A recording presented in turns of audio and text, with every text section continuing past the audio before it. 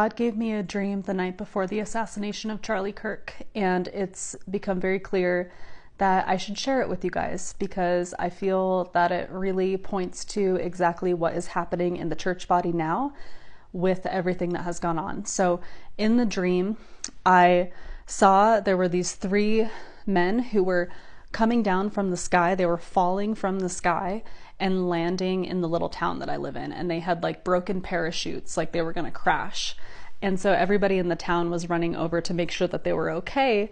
And when I got to them, they were completely fine. And it was almost like all of this information was just shown to me about them when I got up to them. And basically what God was showing me in this dream was that these men were fallen angels and that they were on some sort of assignment. They were like getting up and getting ready to go and were on some sort of assignment. And it was very clear that they hated God. They kind of had like a Viking vibe to them. I'm not exactly sure what that's about. And they felt like the color green, like a sick green. I don't know how to explain it other than that. They weren't physically green, but they felt green. And it was just super clear that they hated God. They were in rebellion to God and they were on a mission. And after that, the dream changed focus to a bridegroom and his bride. And the bride was so beautiful, like the colors, this like golden, white, shimmery gold, like was all around her and on her dress. And the bridegroom was taking her hand and like they were running away. He was like guiding her away kind of from the scene that I was looking at before. And there was just such an intimacy and such a beauty in that moment. Just like the feeling of like right when you get married and you're running off into the sunset in your honeymoon together and they were locked eyes with each other. They were just focused on each other and they were so in love and they were just like running away together just to be with each other in that beautiful intimacy.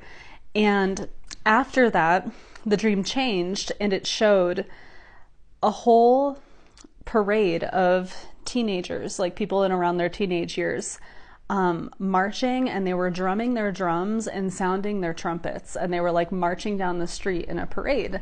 And it's very clear to me now that those men that were falling from the sky that were on assignment, those were fallen angels. That was a demonic assignment that was coming against Charlie Kirk that day. And God, through all of this, is now sanctifying the body of Christ. He is sanctifying his bride in preparation for him. He is calling us to just focus, laser focus on him, just ignore all the chaos going on around you and just laser focus on Jesus.